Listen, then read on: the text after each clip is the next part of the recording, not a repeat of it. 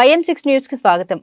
Secunderabad cantonment నియోజకవర్గంలోని west మారేడ్పల్లిలో Shri Subrahmanya స్వామి వల్లి దేవసేనల ఊరేగింపు ఉత్సవాలను అంగరంగ వైభవంగా వివిధ రాష్ట్రాలకు చెందిన కళా నృత్యాలతో ఘనంగా నిర్వహించారని 150వ డివిజన్ కార్పొరేటర్ కొంతం దీపికా నరేష్ తెలియజేశారు.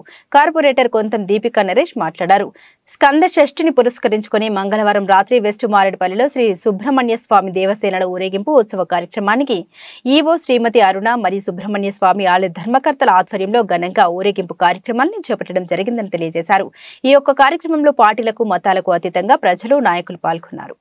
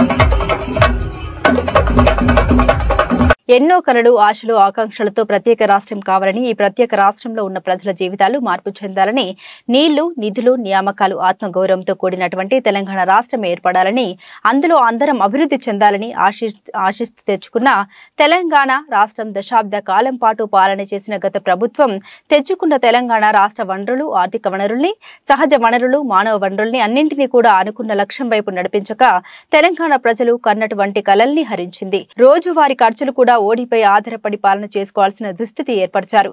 ఈ దుస్థితి రావడం దురదృష్టంగా భావిస్తున్నాం. దశాబ్ద కాలంగా జరిగిన ఆర్థిక అరాచకం, తప్పిదాలపై రాష్ట్ర ప్రజలందరికీ చెప్పాల్సిన బాధ్యత తెలంగాణ ఇచ్చిన కాంగ్రెస్ పార్టీగా మా మీద ఉంది. ఎన్నో ఆకాంక్షలతో ప్రత్యేక రాష్ట్రం కావాలని, ఈ ప్రత్యేక తెలంగాణ రాష్ట్రంలో ఉన్నటువంటి ప్రజల జీవితాలన్నీ కూడా మార్పు చెందాలని, నిధులు, నీళ్లు, నియామకాలు, ఆత్మగౌరవంతో కూడినటువంటి తెలంగాణ రాష్ట్రం ఏర్పడాలని, అందులో అందరూ అభివృద్ధి చెందాలనేటువంటి ఆశతో తెచ్చుకున్న తెలంగాణ రాష్ట్రం ఒక దశాబ్ద కాలం పాలన చేసినటువంటి గత ప్రభుత్వం తెచ్చుకున్నటువంటి ఈ తెలంగాణ రాష్ట్ర వనరుల్ని, ఆర్థిక వనరుల్ని, సహజ వనరుల్ని, మానవ వనరుల్ని అన్నింటినీ కూడా అనుకున్న లక్ష్యాల దిశలో నడిపించకపోవడం కన్న కలలన్నీ కూడా కళ్ళలుగానే మిగిలిపోయాయి. ఈరోజు ఆర్థిక పరిస్థితిని ఒకసారి చూస్తే చివరికి రోజువారీ ఖర్చులకు కూడా వేస్ అండ్ మీన్స్ ద్వారానో, ఓడి ద్వారానో డబ్బులు తెచ్చుకొని పాలన చేసుకోవాల్సినటువంటి దుస్థితిలో ఈరోజు ఈ రాష్ట్ర పరిస్థితి ఉంది. ఇటువంటి దుస్థితి రావటం నిజంగా తెలంగాణ ప్రజల యొక్క ఆవేదనని, బాధని దురదృష్టంగా నేను భావిస్తా ఉన్నాను. అందుకే ఈ దశాబ్ద కాలంలో జరిగినటువంటి ఆర్థిక అరాచకత్వాన్ని, జరిగినటువంటి తప్పిదాల్ని రాష్ట్ర ప్రజలందరికీ తెలియపరచవలసినటువంటి బాధ్యత, అవసరం. ఈ తెలంగాణ ప్రజల కలలు, ఆశలు, కోరికలు తీర్చాలన్నటువంటి ఆలోచనతో, లక్ష్యంతో తెలంగాణ ఇచ్చినటువంటి కాంగ్రెస్ పార్టీగా మా అందరి ముందు ఉన్నటువంటి బాధ్యతగా మేము భావిస్తా ఉన్నాం. బిగ్ బాస్ షోపై సమగ్ర దర్యాప్తు చేయాలి. హెచ్ఆర్సీకి ఫిర్యాదు చేసిన హైకోర్టు న్యాయవాది అరుణ్. ఈ సందర్భంగా మీడియాతో హైకోర్టు న్యాయవాది అరుణ్ మాట్లాడుతూ, బిగ్ బాస్ షో అనేది ప్రజలపై తీవ్ర ప్రభావం చూపుతుందని, బిగ్ బాస్ షో ముగిసిన తర్వాత అన్నపూర్ణ స్టూడియో వద్ద చేసిన వీరంగం అంతా ఇంత కాదని తెలిపారు. జరిగిన గొడవపై 2 కేసులు నమోదయ్యాయని, కానీ ఎక్కడ కూడా హీరో నాగార్జున పేరలేదు. హీరో నాగార్జునను బాధ్యులు చేయాలని హైకోర్టు న్యాయవాది అరుణ్ పేర్కొన్నారు. మరియు 8 ఆర్టీసీ బస్సులు, కార్లు ధ్వంసం అయ్యాయని, దానికి కర్త, కర్మ, క్రియ హీరో నాగార్జునేనని, కాబట్టి నాగార్జునపై కేసు నమోదు చేయాలని మానవ హక్కుల కమిషనర్ కు తెలిపారు. ఇప్పటికే ఇదే విషయంపై హైకోర్టుకు కూడా లేఖ రాశానని, బిగ్ బాస్ నిర్వాహకులు నిర్లక్ష్యంగా వ్యవహరిస్తున్నారని ఆవేదన వ్యక్తపరిచారు. హీరో నాగార్జునను వెంటనే అరెస్టు చేయాలని హైకోర్టు న్యాయవాది అరుణ్ డిమాండ్ చేస్తున్నారు. ప్రజల జీవితాలను ప్రభావితం చేసే పరిస్థితుల్లో ఉంది. షో అయిపోయిన తర్వాత చూసినాం మనం, పల్లవి ప్రశాంత్ అనుచరులు చేసిన వీరంగం, కంట్రిబ్యూటర్స్ నెగ్లిజెన్స్. ఇక్కడ కంట్రిబ్యూటర్ ఎవరు? అక్కినేని నాగార్జున. అన్నపూర్ణ స్టూడియోస్ అధినేత ఎవరు? తాను కదా కంట్రోల్ చేయాల్సింది ఆ విషయాన్ని. 779, 780 క్రైమ్ నెంబర్లు 2 బుక్ చేసినారు. అందులో నాగార్జున పేరు ఎక్కడా లేదు. అంటే నిర్లక్ష్యం, నిర్వాహకుల నిర్లక్ష్యం. నేతృత్వం నుంచి ప్రజాస్వామ్య పాలనలోకి మనం వచ్చిన అందరూ ఆనందంగా ఉన్న సమయంలో తెలంగాణ రాష్ట్ర ప్రభుత్వం, ముఖ్యమంత్రి స్త్రీలకు ఫ్రీగా బస్సుల్లో ప్రయాణం చేసే సౌకర్యాన్ని కల్పిస్తే ఆ ఆర్టీసీ బస్సులను 8 ధ్వంసం చేసిండ్రు వీళ్ళు. ఎంత ధైర్యం అసలు! రాష్ట్ర ప్రభుత్వానికి సంబంధించిన ఆస్తులను కొల్లగొట్టే ప్రయత్నం, ధ్వంసం చేసే ప్రయత్నం ఎంత మాత్రం క్షమించడానికి. కలబడి తెచ్చుకున్న తెలంగాణను ఒకవైపు ధ్వంసం అయిపోతుంటే కొంతమంది స్వార్థాలకు మీ రేటింగ్లు, మీ యూట్యూబ్ సంపాదననేమో నాగార్జునక, మిగతా వాళ్ళకా? ఏమి ఇది? నేను కూడా నాగార్జున అభిమానినే. నేను ఒక రకంగా సినిమాల్లో లైక్ హిమ్ ఎ లాట్. ఖచ్చితంగా నేను ఆయన అభిమానిని. కానీ తప్పు ఎవరు చేసినా తప్పే. అన్నపూర్ణ స్టూడియోస్లో కార్యక్రమాలు నిర్వహిస్తూ 7 సంవత్సరాల నుంచి అందులో పాల్గొంటున్న త్రిమూర్తులను ఏ విధంగా ట్రీట్ చేస్తున్నారో అందరికీ తెలుసు. మీటూ కాన్సెప్ట్ బాంబే నుంచి మొదలై, తమిళనాడు నుంచి మొదలై ఆంధ్రప్రదేశ్కి వచ్చిన సందర్భం కూడా బిగ్ బాస్ 1 and 2 షో ప్రాంతంలోనే జరిగింది. ఇది ప్రముఖ తెలుగు హీరోయిన్ మాధవీలత కూడా తన అభిప్రాయాలను, తను పడ్డ బాధలను మీడియా ముందు చెప్పింది. అయినా కానీ అప్పట్లో ఉన్న ప్రభుత్వం దున్నబోతుకు మీద వాన కురిసినట్టు ఏం పట్టించుకోకపోవడం. ఇప్పుడున్న ప్రజాప్రభుత్వం అయినా ఖచ్చితంగా చర్యలు తీసుకోవాలి. డీజీపీ గారు మీరు చూడట్లేదా? కంట్రిబ్యూటర్స్ నెగ్లిజెన్స్ నాగార్జున కదా బాధ్యులు. నాగార్జున గారిని ఎందుకు క్వశ్చన్ చేయరు? ఎందుకు ఎగ్జామిన్ చేయరు? ఇది ఖచ్చితంగా నాగార్జునను బాధ్యులు చేయాల్సిందే. 70 సంవత్సరాలు అనుకుంటా దాదాపు ఆయనకు. ఏం వాల్యూస్ నేర్పిస్తున్నారు మీరు? యువత ఫాలో అవుతుంది బిగ్ బాస్ని, లక్షల సంఖ్యలో చూస్తున్నారు. దాదాపు 100 రోజులు మీరు ఒక కన్ఫైన్ చేసి యువకులను ఏం మెసేజ్ ఇవ్వదలుచుకున్నారు అనేది, అంటే మీ సినిమాల్లో వచ్చిన డైలాగులే సభ్య సమాజానికి ఏం మెసేజ్ ఇవ్వదలుచుకున్నారు? మేమంటే అది కాపీ చేసినట్టు అవుతుంది. కానీ ఒక బాధ్యతాయుతమైన ఒక తండ్రి హోదాలో 2 అబ్బాయిలకు తండ్రి మీరు, మీ ఇంట్లోనే కొన్ని ఇబ్బందులు జరిగినాయి, అవన్నీ మేము మాట్లాడడానికి కూడా బాగోదు. కానీ మీ ఇంట్లో జరిగిన ఇబ్బందులు సమాజం అంతా కూడా బాధపడాలని అనుకోవడం పెద్దలుగా, ఒక 70 సంవత్సరాల వయసున్న నాగార్జున గారు మీకు సమంజసం కాదు.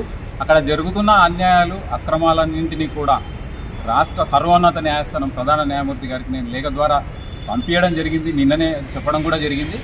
గతంలో కూడా వైజాగ్ ఇన్సిడెంట్ గుర్తే ఉంటుంది. సారోగసికి సంబంధించి టిల్ 1 of 2017 ఆ రోజు నేను లేఖ రాస్తే ఉమ్మడి హైకోర్టు దాన్ని పిల్గా స్వీకరించడం జరిగింది. 1 of 17 అందులో చర్యలు తీసుకున్నట్టే కూడా ఇప్పుడు కూడా చర్యలు తీసుకోవాలని రాష్ట్ర సర్వోన్నత న్యాయస్థానం ప్రధాన న్యాయమూర్తి గారిని రిక్వెస్ట్ చేయడం జరిగింది. అదే కాకుండా హ్యూమన్ రైట్స్ కమిషన్లో 8 బస్సులను ధ్వంసం చేస్తే ఆ బస్సులు ఎప్పుడు తయారవుతాయి?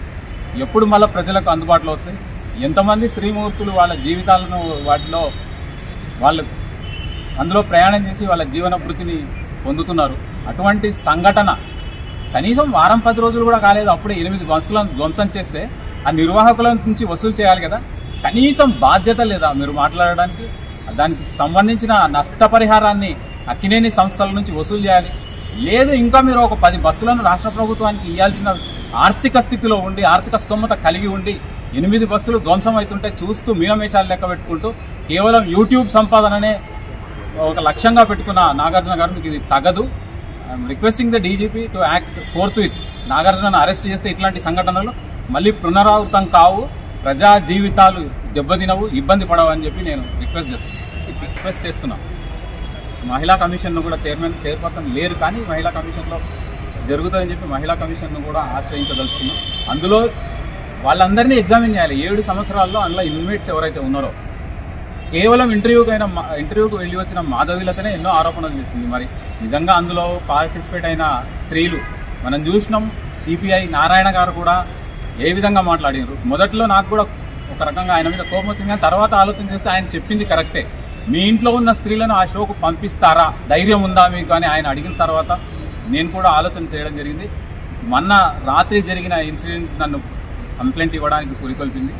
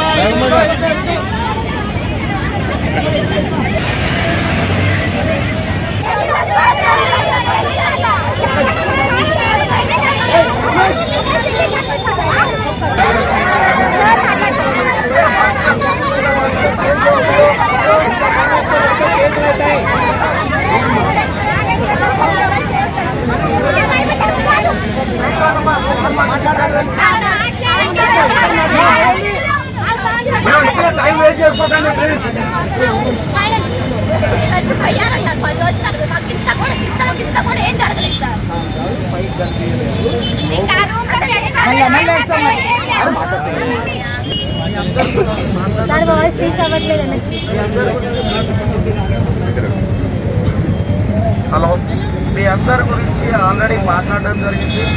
కాకపోతే ఏమీ జరగలేదు అన్నదానికి మీ అసంతృప్తి నేను అర్థం చేసుకుంటాను. ఎందుకంటే lot of activities are going on in the సెంటర్లో. వాళ్ళందరికీ కూడా సీనియర్ ఆఫీసర్లకి, డీసీకి, మన తర్వాత రిజిస్ట్రార్ గారికి చెప్పడం జరిగింది. ప్లాన్ తయారు చేసుకుంటారు.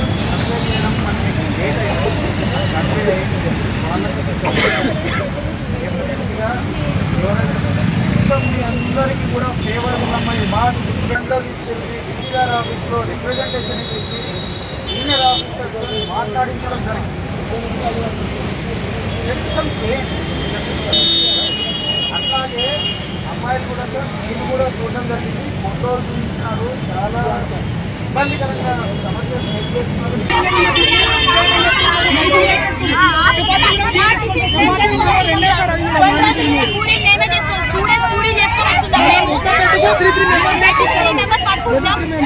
జనరల్ వార్డ్ లాగా ఉంది సార్. 40 మంది ఉంటారు ఒక రూమ్ లో. 2 రూమ్లో ఒక రూమ్ వచ్చిన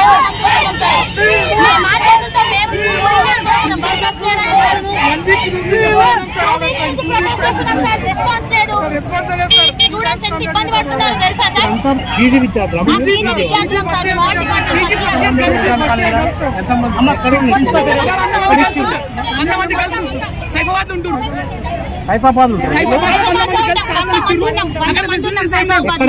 సైఫాబాద్ హాస్టల్లో 100 మంది. రూమ్ కి ఎంత మంది ఉన్నారు? 40 మంది దాకా ఉంటున్నాం. 40 మంది బేసిక్ సార్ మాకేంటంటే ప్రాబ్లము